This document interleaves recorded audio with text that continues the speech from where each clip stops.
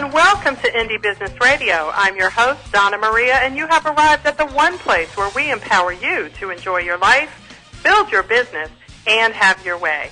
Today's show is brought to you by My Handmade Beauty University, the soup-to-nuts system to help you start your handmade beauty business.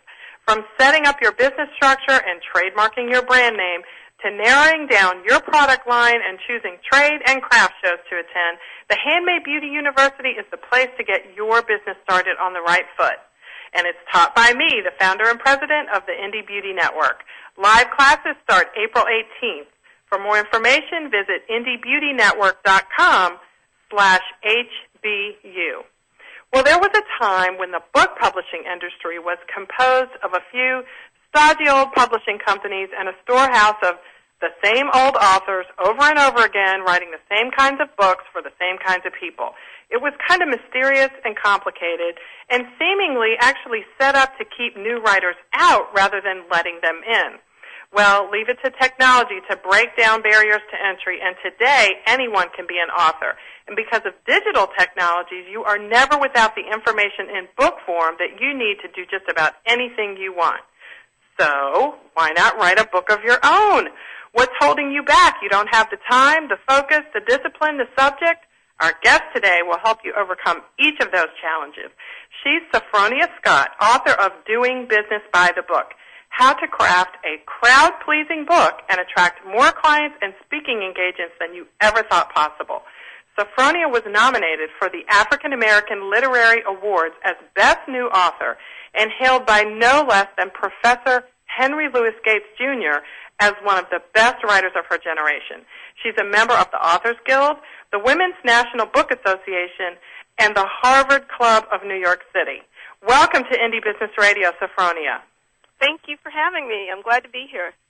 If you're listening to the show at indiebusinessradio.com, you can join the chat by clicking on the link at the homepage. If you're already in the chat, welcome. Post your questions, your comments for Sophfronia and me. You can also Twitter the show to let other people know that we're here.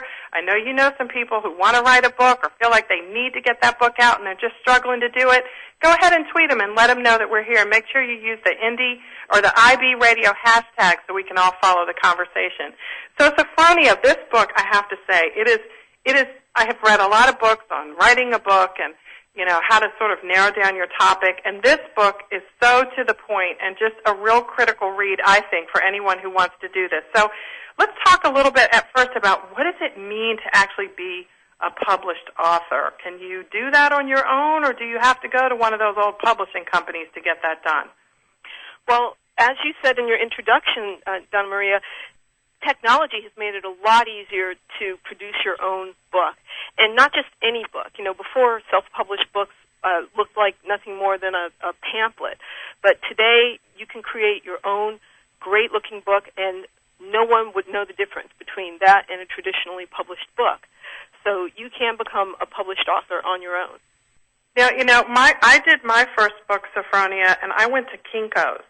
And I had a spiral bound and the whole 9 yards. And so I sold my first book, believe it or not, to a woman in Germany. And I literally started saying at my website, I'm an internationally published author. So I've always felt a little funny about that. What do you think about that? Is that okay to say if someone's out there, and they've got a book, but it's, it's not published by Time Life Books or whatever?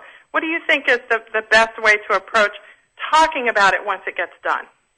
Well, if you ask a member of the general public if they knew the difference between Simon & Schuster or Advantage Media, which is a self-publishing company, or Mill City Press, which is another self-publishing company, if you asked a member of the general public what was the difference, they would not be able to tell you. It is mainly people who are in the industry, people in New York, in California, who know those names, who know the difference. But for the general public, if you've written a book that addresses their needs, they really don't care how the book got created. The point is that the book is there for them to help. Good. Well, that's exciting to hear because, a lot of people feel like, nobody's going to care about my little e-book or my little thing. And so, let's just start by, I want to hear you talk about that because I know you're such an encourager and you really believe that if you have something to offer, getting it out there in book form is one of the best ways to make the most of it. Exactly, because to me, we all have, especially we're entrepreneurs. I mean, everyone that we're speaking with right now, we're business people, and to me, the fact that you've created a business means that you're a creative person. A business is a creative endeavor, and you've created that business for a reason. And in one way or another, there is an underlying message to that business. And I don't care if you're being a consultant or if you manufacture a product or you offer some sort of service, but there is some sort of message behind that you believe that this product needs to be in the world for a reason, that you offer your particular service the way you do for a certain reason, and there's a message behind that. And a great way to bring people to you is to communicate that message so that people can rally around it. We all want a great reason why. Why should I buy that product? Why should I come to you? And if you can inspire a great answer to that why, people will respond. Okay, so I've got my great products, they're wonderful, and I have a blog, and I spend a whole lot of time on my blog doing exactly what you said. Tell me what a book adds to that, because there's a lot of time I got to take out to write this book now, so tell me why I need to add that on. Well, you have to think that, first of all, you have to understand who you're writing it for and where your audience is, okay? So the fact of the matter is, everyone is not consuming the same media all the time. Mm-hmm. So you're writing a book to reach out to a portion of your target audience that you're not currently reaching.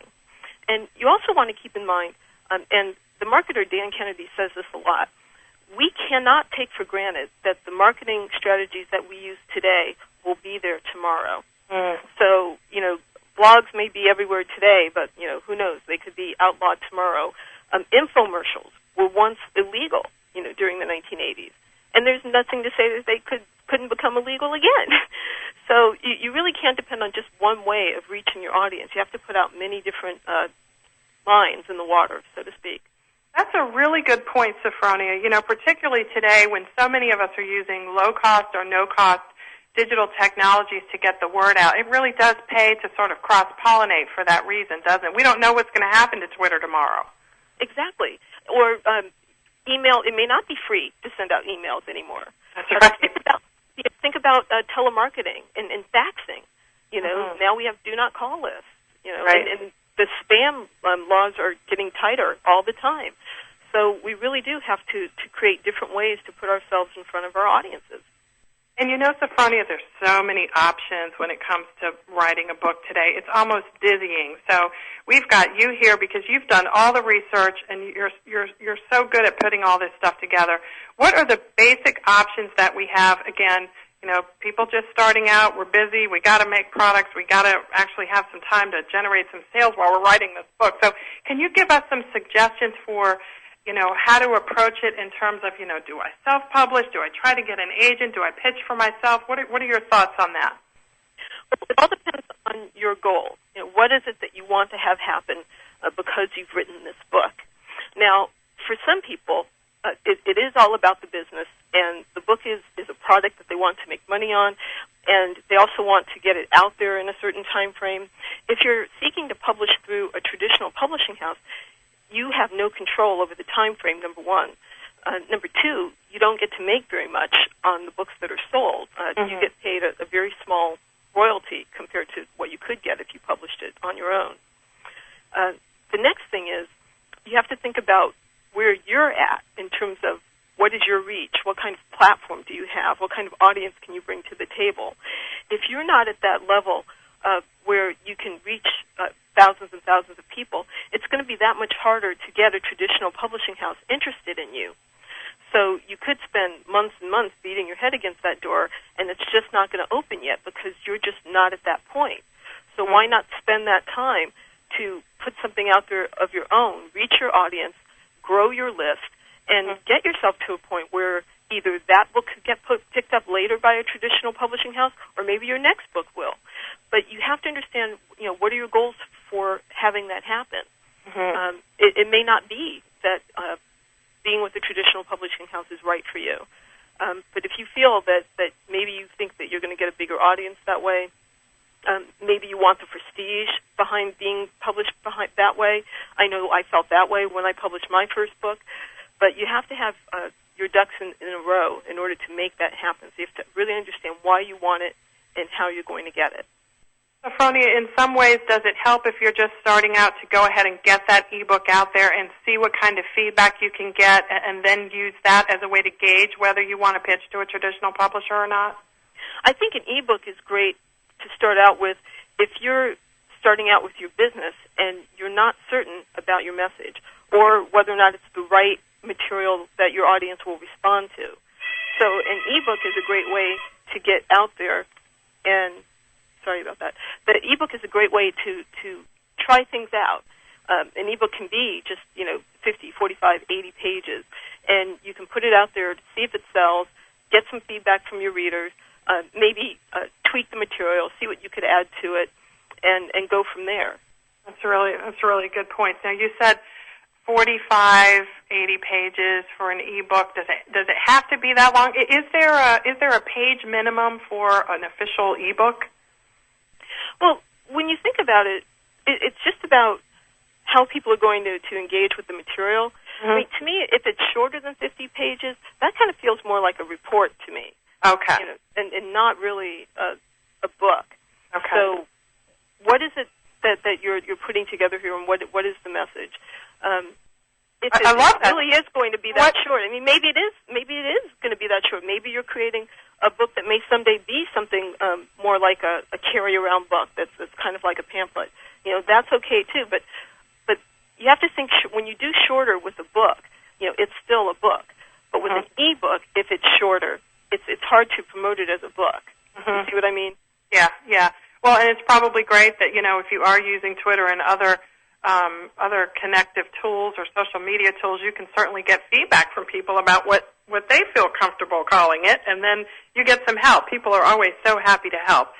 So, Sophfronia, I want to write my book.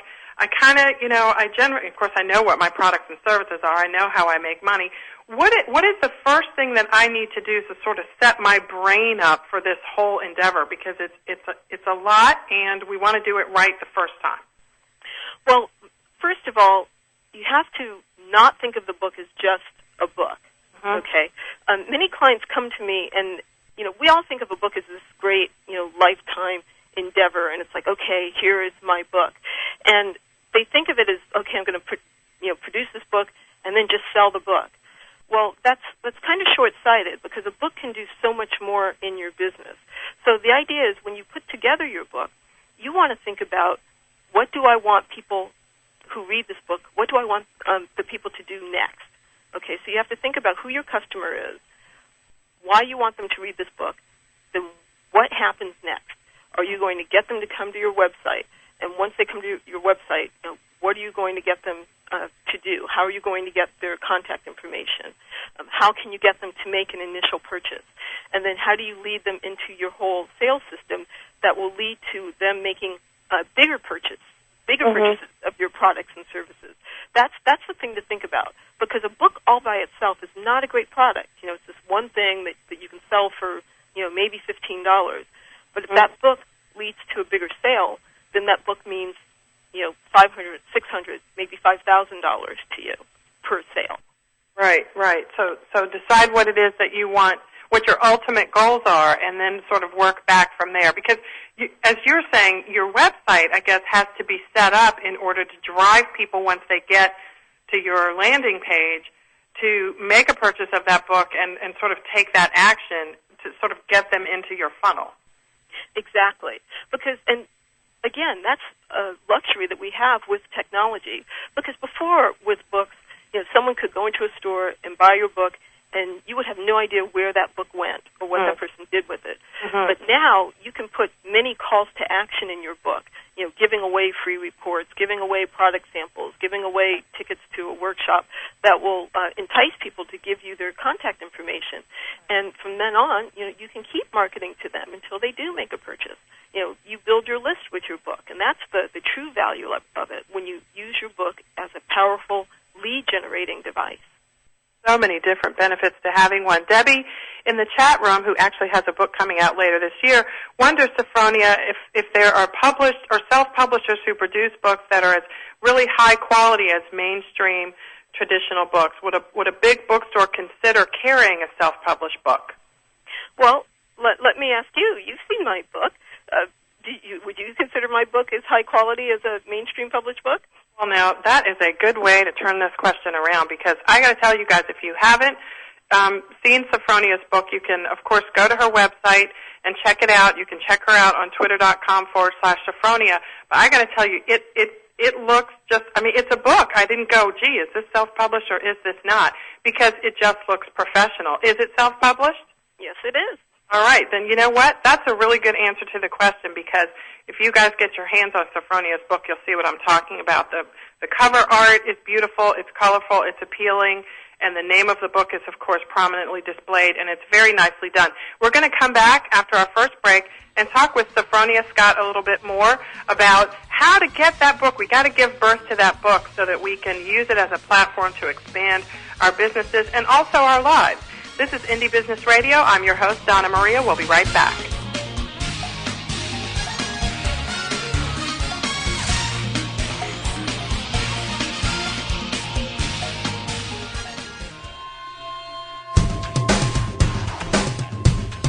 Why is everyone listening to GlobalTalkRadio.com? Because it's the future of talk radio. Every day, more and more people are finding Internet radio as not just an alternative media, but as a replacement to traditional AM and FM broadcast stations. Internet radio offers a wider variety of programs, convenient on-demand listening that meets your schedule, and fewer commercial interruptions. And GlobalTalkRadio.com is already leading the way by matching this content with a highly targeted Internet audience. GlobalTalkRadio.com offers its listeners one of the widest programming varieties on the Internet, from business and finance to self-improvement, paranormal, health, literature, romance, politics, and more. There are also opportunities for prospective hosts who would like to host their own weekly or one-time talk shows. Want to learn more? Check us out at www.globaltalkradio.com and see the future of talk radio today.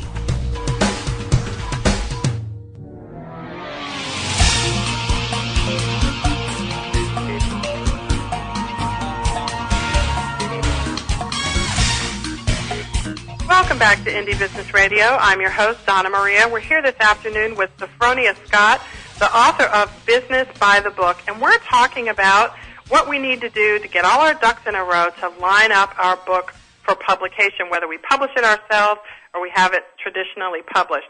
And Debbie in the chat room has a couple of questions, Sophfronia, in terms of, you know, would a big bookstore consider carrying a self-published book? I bet yours are some bookstores. Well, yes, they would. They would consider carrying it. But again, the question is, you know, is this something that you really need to pursue? Because when you think about it, you know, most people are buying their books online these days. And even if a big bookstore were to carry your book, if you're not well known, they wouldn't necessarily buy that many copies, maybe 3, maybe 5, okay? And so it would be harder for people to find your book, you know, wherever they put it on the bookshelf if there are only a few copies there. Now, if you sell your book really well on the Internet, then they may be more likely to carry more copies of it. But these days, especially with certain self-publishing companies, it's very easy to get your book listed on Amazon, BarnesandNoble.com, Books A Million, all of the major book websites. And also your book is available for distribution. So anyone can walk into a bookstore, and if they can't find your book, ask for it, and the bookstore will be able to find it in their system and order it. So to me, that's just as good, because that means your book is available everywhere. Now, your book was released just, you know, not that long ago, just last year, and you already have your own imprint, right? Tell us about that. Yes. Well, yeah, we were just talking about the quality of the book I published, and it was published by Advantage Media Group, and that's a self-publishing company in South Carolina. And the reason I went with them is because I really liked the way they put a book together. And we talked about this. Adam Whitty is the head of that company, and he knows that I have my own audience and that they are all writing books, and he offered me the chance to have my own self-publishing imprint, which would be a segment of Advantage Media Group. So when you have an imprint, and many traditional publishing houses have this as well, where they have a different name of an imprint that specializes in a certain type of book. like science fiction or entrepreneurial books, for example. So we created an imprint of Advantage Media Group called Messenger House Books. And you can check that out at messengerhouse.com. We are now accepting manuscripts now. And we are basically, and I told you I'm all about the message. So to me, the imprint is all about helping entrepreneurs and anyone else who is seeking to put a message out there into the world. Come to us, and we will help you put together a great quality book.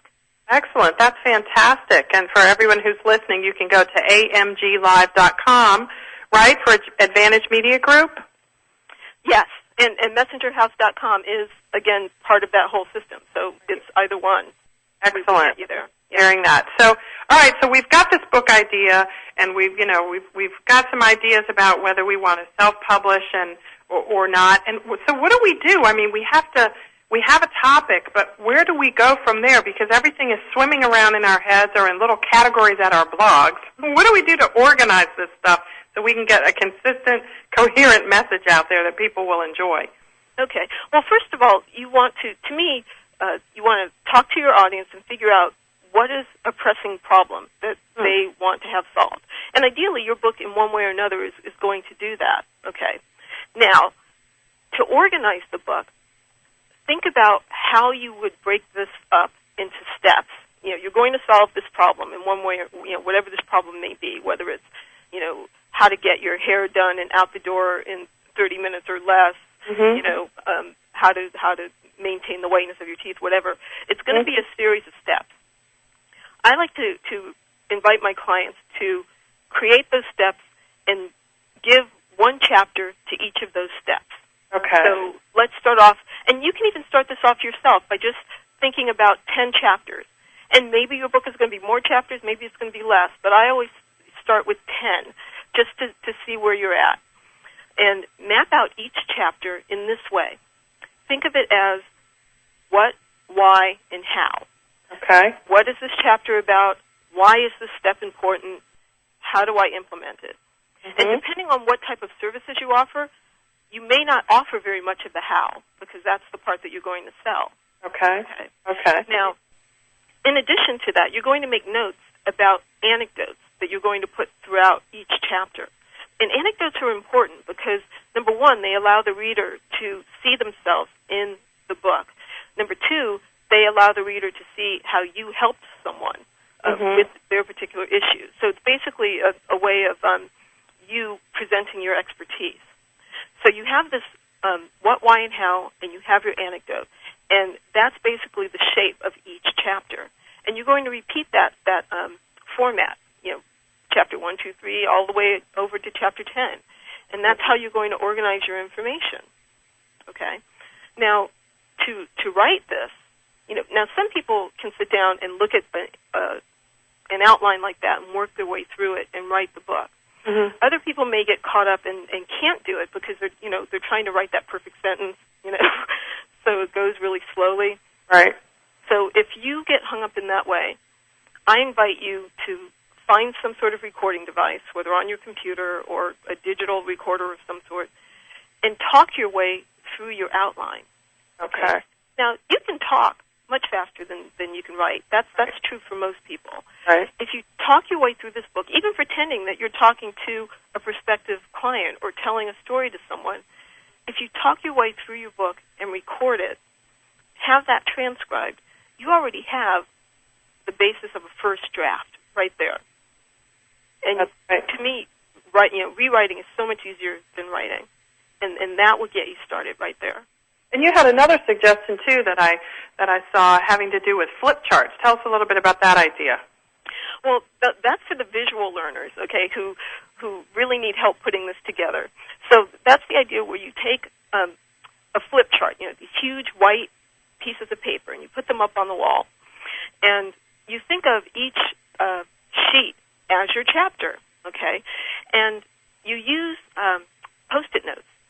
And those Post-it notes are going to represent your talking points for each chapter. So as I just noted, so chapter 1, the what, why, and how. For your what, you're going to make certain points. Like maybe it'll be 3 or 4 about, okay, what is this chapter about? You're going to take a Post-it note and write down each of those points and stick it up there on the page. Again, why is this important? Again, write out each of those points, 4, 5, 6 points. Stick them up on the page. How are you going to do this? Or maybe you're going to give them a series of exercises. Write it on the Post-it note. Put it up there on the page. Do the same thing with your anecdotes. I'm going to tell the story of when I did this. I'm going to tell the story about about my client named Jane. And again, you put that up on the Post-it note. And you have all of this up on a wall if you have space for this in your office or in your home. But it allows you this huge representation of your book. It's right there, all on the wall. And all the material is right there and perfectly organized. And you can see if something doesn't feel right in terms of the flow. I do this when I'm writing all the time. I print out my chapters and I lay stuff out on the floor because I need to get a feel for the movement of the book. Right. So this would help you to see whether something fits or if it doesn't, whether you have more in one chapter and less in another, and get you really confident in working with your material. Now, did you have a writing schedule, or do you typically have a writing schedule? Do you, go away for 3 hours every day till a book's done, or a certain amount of time every week where you put yourself in a place where you can't be disturbed to get your writing done? How do you find that you make the most progress? Because you're a busy lady, so you have to fit this in, right? Yes, and I also have a 4.5-year-old son, so who takes up a lot of time in that. But I find, and you have to also figure in that I'm working on client material as well. So I find that I really have to focus on a project to completion, where there will be a week or a weekend where, whenever I have a big chunk of time, I'm working on that one project. And it's going to vary because, before I had my child, my writing time was more regimented. Right. But now I have to look at, okay, where is my open time? Sometimes it's at night. I was up pretty late last night working on a project. But where can I find these blocks of time where I can totally complete something? Mm-hmm. Now, the other thing you have to keep in mind, and some writers make this mistake as well, they think in terms of, well, I can't do this until I do that. And when actually, if you can get a draft done, or, for instance, if you're pursuing a traditional publishing house, you can get a book proposal done or get a draft done and send it out, or send out query letters based on that. And while you're waiting for those query letters to come out, you can be working on something else. Right. You could be planning the marketing of the book. You could be planning your next book. You could be working on your client stuff. But there are times, especially in the book publishing process, where you can get something done and have someone else be doing, taking on the load while you work on something else. And we often wait until we finish something when we're really holding up other parts of the process. Or worse yet, we procrastinate for so long and then someone else writes the book. Yeah, we want it right. Well, that happens as well. But what's great about writing today, though, is that if the take on your subject is so very much you, people will still come to the book for you, even if somebody else has already written it. I talk about this with self-help books all of the time. If you look at the majority of self-help books, they pretty much all say the same thing. They do, don't they? Yes, they do. But 7 Habits of Highly Effective People says it very differently than a Cheryl Richardson book. And she says it differently from Jack Canfield. Everyone's going to choose the voice that speaks to them. Mm-hmm. So even if it seems like somebody else has done it, get your book out there. Well, and let's talk about that a little bit more, because I know in just working with people who want to get a book out there, one of the things that I hear, and tell me if you hear that too, is that, well, who's going to read me? Who cares about what I have to say? And that's just really not true. It's just not true. That's not true, and especially if you're a business owner, I'd be kind of surprised to hear a business owner saying that, because if you're telling me that, then you're also, then you should also be wondering, well, why should anyone buy my product? Why should I, be out there? Somebody else already sells these supplies. Right. If you're a business owner, you're already, trying to stand out in the marketplace. You're already out there. Debbie in the chat room has a question. When she got a book offer from a publisher, it was hard for her to figure out if it was a good contract or not. Do you have any resources you can quickly offer for people to look at a proposed contract? What's a good writer's advance? What's a good percentage of royalties as the years go by? What are your tips in that area? Well, I'm not sure if she's talking about a traditional publishing house or not. Yes. Because most traditional publishing houses will want to make such an offer through an agent. Mm-hmm. You know, they don't always negotiate directly with the writer, and they would even say, or maybe even make a suggestion of an agent in order to make that negotiation.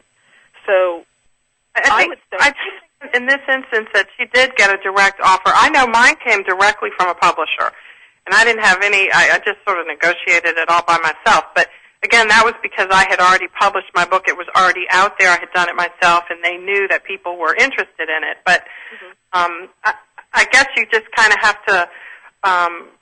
Are there any website resources or frequently asked questions, places where we can go to find out what sorts of questions we would need to ask to negotiate?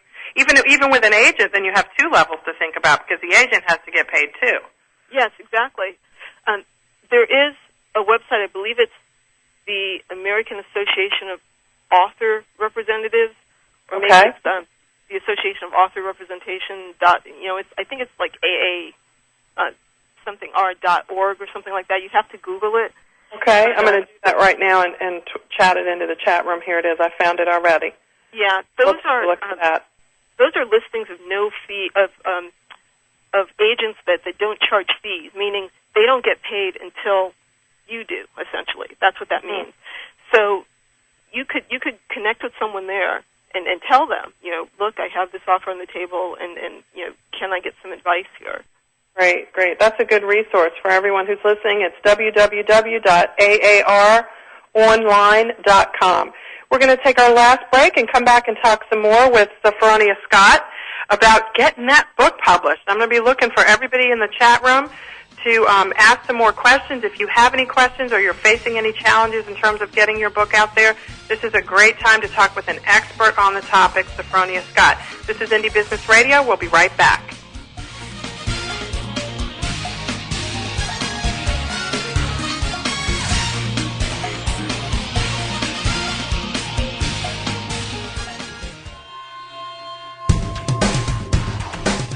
Want to stay on top of what's new in the radio industry? Sign up for a free subscription to the Future of Talk Radio, available exclusively to listeners of globaltalkradio.com, and find out what's new in the world of online radio.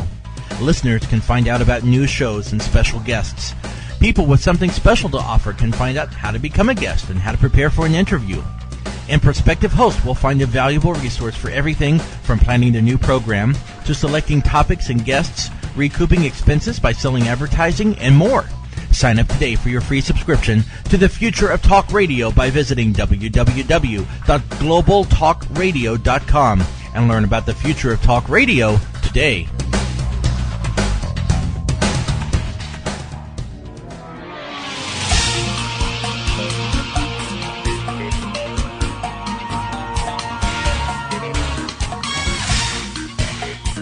Sophfronia, welcome back to Indie Business Radio. We're talking with Sophfronia Scott, and she is a book consultant. She's a writer. She's an author, and she's also the author of Business by the Book. And she helps people take the book that's inside of them and bring it to fruition, get it out there into people's hands so they can use it as a complement to their business.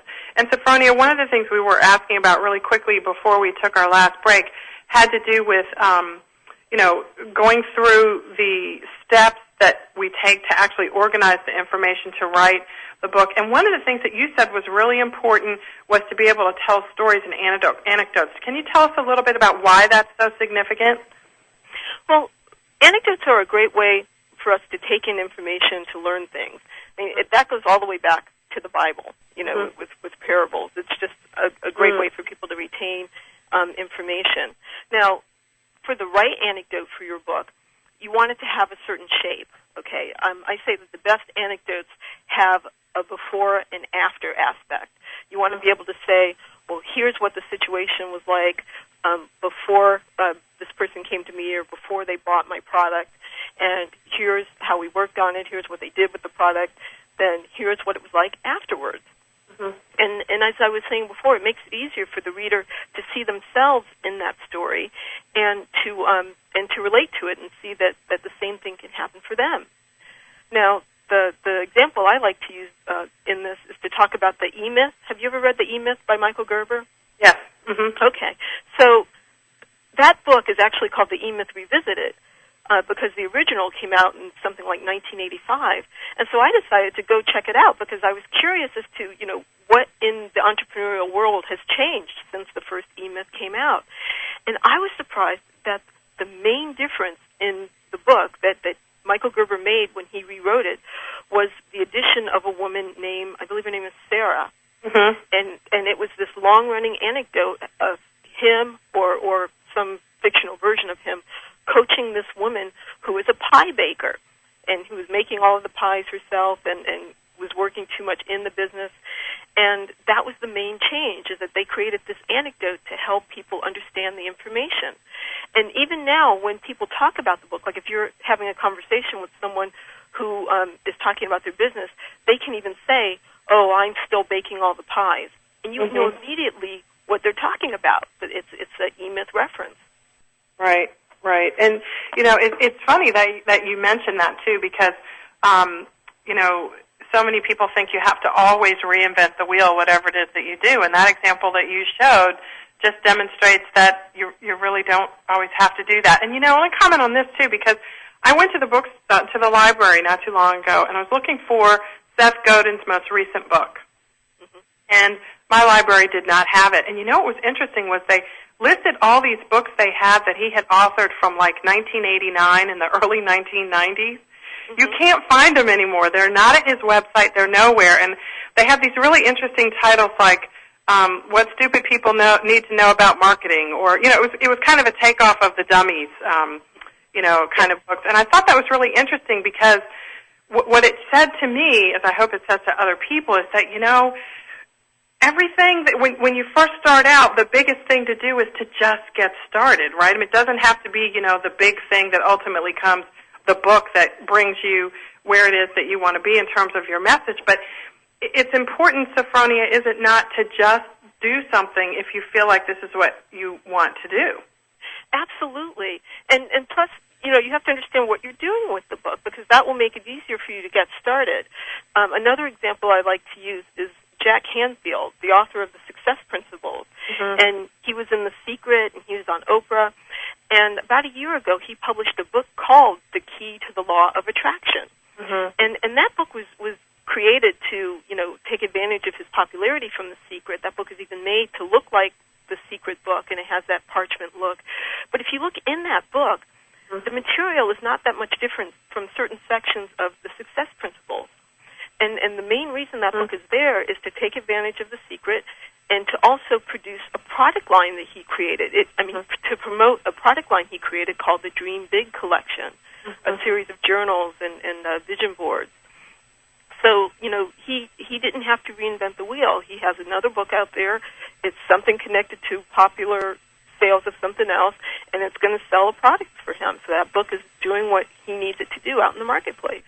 And for people whose business is the business of selling products like, shoes or cosmetics or houses or whatever it is that you sell, a book can be a fantastic complement to that, right? Because you have to have, who is it that people say all the time, everyone's an expert at something.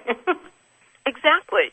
And we're all looking for help to use the things that we buy in a better way.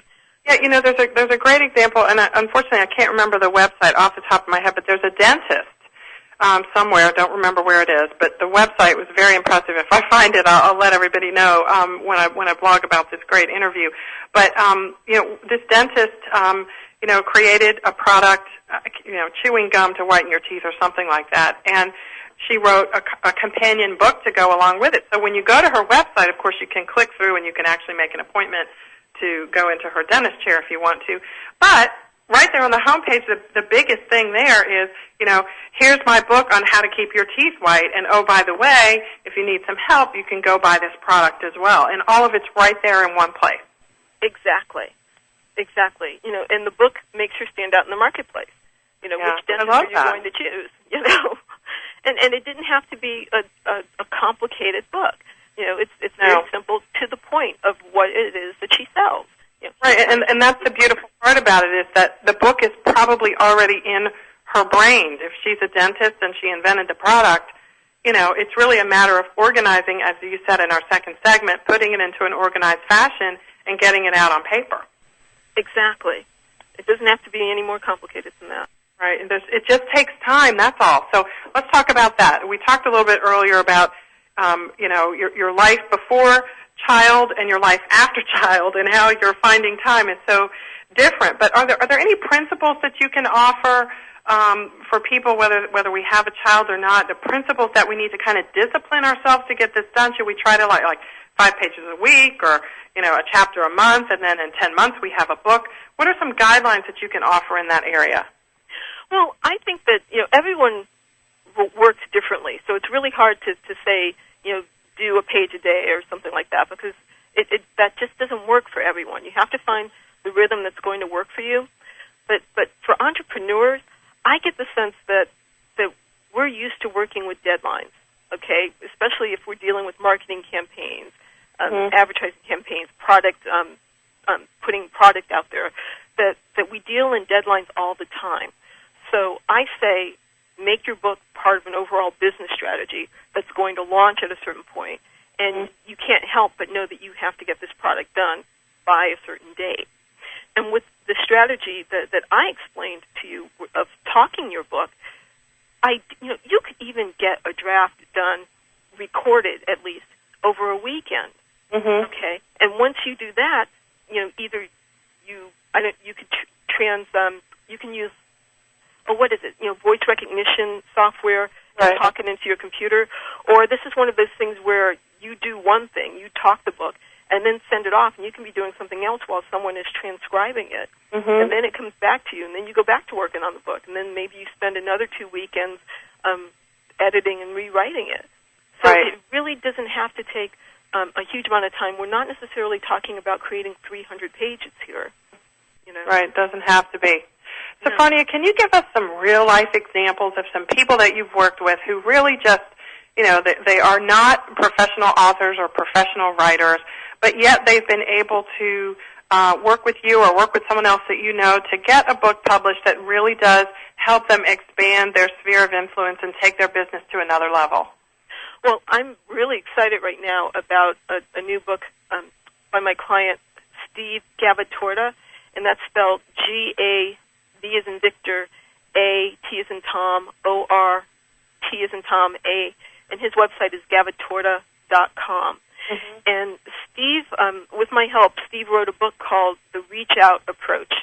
And he's a corporate trainer, was looking to get into more paid speaking engagements. And this book, and again, it's a great-looking book, and it's filled with all of these charts, but he outlines this method of communication that can be used both in the business world and with communicating with your friends and family.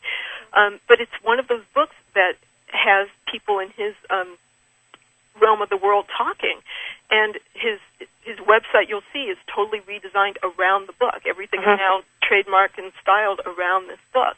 And he has these awesome endorsements. He has new companies calling him. This is a book that he's going to be able to sell in bulk because it's the type of thing that a corporation would, put down the money to buy 20,000 copies of it. So this is the absolute right book for his business, and his stature has grown 10 times over now. And he's not an author, and he's not like a writer or someone that's like a professional in the industry. Not at all. Person at all. Okay. Not at all. You can check out his website, and for if nothing else, then for some inspiration. Exactly. It's so exciting, and I'm excited for him because we talked about this first at the National Speakers Association convention in San Diego a couple of years ago, and he was voicing this frustration to me. He knew that there were certain speaking engagements that he could not get because he was not a published author, places that only hired published authors. And I said to him, well, Steve, I can help you with that, And so yeah, I'm just really excited to see him, That's great. And, so many of my audience members are in the cosmetics industry, so you think about people like Lisa Price, who owns carolsdaughter.com in New York, and how when her book came out a couple of years ago, she has a great book out sort of telling the story of her business. She's not a writer. She did have someone to help her actually edit the book, but she was able to tell the story of her business, and people are just, it's called The Sweet Smell of Success, by the way, for those who don't know, just really excited to see that. And then we think about, of course, we all are familiar with The Body Shop and how the late Anita Roddick wrote, everything from books on business to books with recipes to make your own beauty products. And all of these things, right, Sophfronia, they just kind of work together to enhance her credibility and build her sales in both cases. Absolutely. I just finished a session of calls with the New Jersey National Association of Women Business Owners, and there was a salon owner on the call, and she said the exact same thing. She was thinking, well, I don't know what I would write a book about, and I said to her, you own a business, and it's a successful business. Do you know how many other salon owners would want to know how you got to be where you are? Right. That's the book right there. So exactly, thinking in that way. You have expertise, whether you realize it or not. Every person does. Right, and again, back to like what we're talking about at the beginning. If you feel like you don't, and that's hindering you from writing something, right, Sophfronia, you can go ahead and start with that report as opposed to thinking about it as a book, because once you write 10 or 12 reports, you pretty much have a book anyway, right? Absolutely, yes. So that's for anyone else, go ahead. I was going to say, I also encourage people to, even before that, to do the blog, to write a regular newsletter. Because sometimes they just need to do some writing to figure out what it is that they have to say. And when you're working on that blog every day or writing a newsletter every week, you're going to see that you are saying similar things. And then you realize, oh, I guess I have an attitude about that. I guess I believe that this should be a certain way. And you're going to see that that's your voice and that that's your message. Exactly, and how fun is it, too, when people comment on your blog and ask you questions, and you're like, that's a good question, that's a whole chapter. Yeah, absolutely. And people would love to pitch in. I mean, my friend, and she was also one of my workshop students, Pamela Slim, whose book, Escape from Cubicle Nation, is coming out this month. Pamela has an amazing blog of the same name, Escape from Cubicle Nation, and that's, escapefromcubiclenation.com. And Pamela invited her blog readers to become part of a kind of committee that she used while she was writing the book. So whenever she needed an anecdote, she would say, well, has anyone ever experienced this? And she would just send it out there, and people would answer back. And they became part of her book writing process. How exciting is that? And by the way, Pamela Slim has been a guest on Indie Business Radio. You can check out her interview at indiebusinessradio.com. I think it was back in 2007 when I had her on the show, and she was a great guest as well.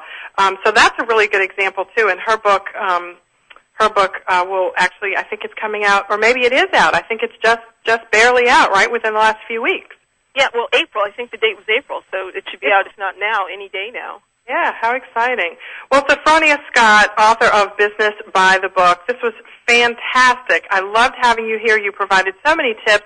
I want you to take a moment, please, to tell our listeners where we can go to find out about your services, get your book, and maybe even tune in or go visit you at one of your speaking engagements coming up.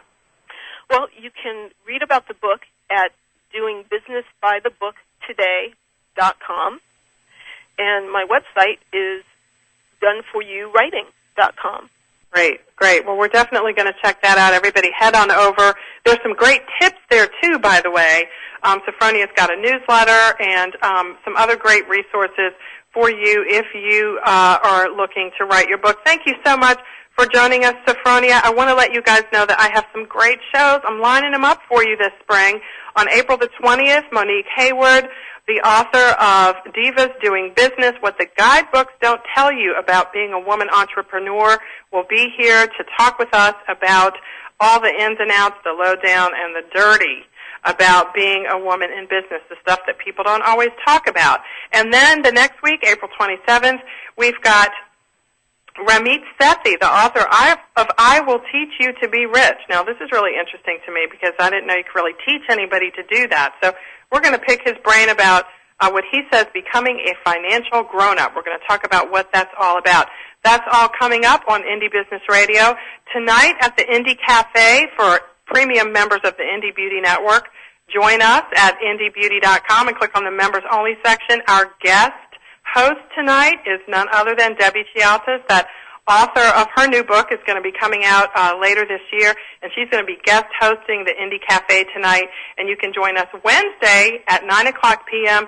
for the Indie Chat, when our guest is going to be Mia Jackson of Doro Marketing, and she's going to give us all her best tips at the Indie Chat about marketing our businesses online. I keep it going. I keep it coming for you here at Indie Business. It's been great to have you. Thanks again, Sophfronia. Thanks, everyone in the chat room. I will see you next week. In the meantime, enjoy your life, build your business, and have your way.